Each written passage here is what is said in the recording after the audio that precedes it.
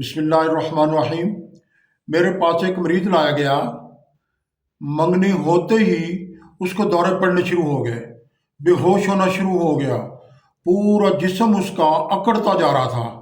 6 माह से मुसलसल उसको दम हो रहे हैं, इंग्लिश मेडिसिन खा रहा है, ठीक नहीं हो रहा।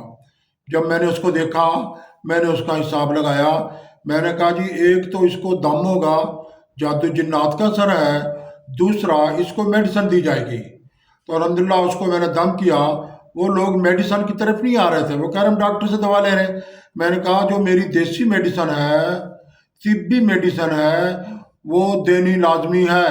जिस जादू जिन्नात को 40 दिन हो जाए, उससे जो मर्ज पैदा होता है, उससे जो जिस्म में जहर बनता है, वो कैंसर टाइप हो जाता है।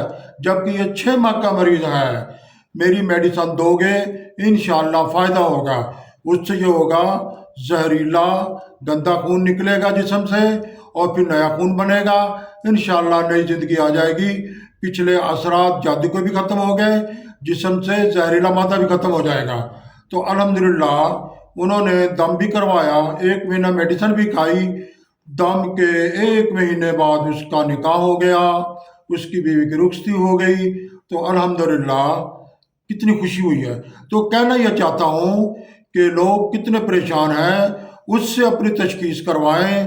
जो साथ माहिर नफ्सियात हो, हकीम या डॉक्टर हो, फिर वो आमिल हो। अगर सिर्फ आमिल ही होगा, वो एक बार कहेगा जादू, नहीं ठीक हुआ तो दोबारा कहेगा काला जादू, जबकि वो मर्ज होता है।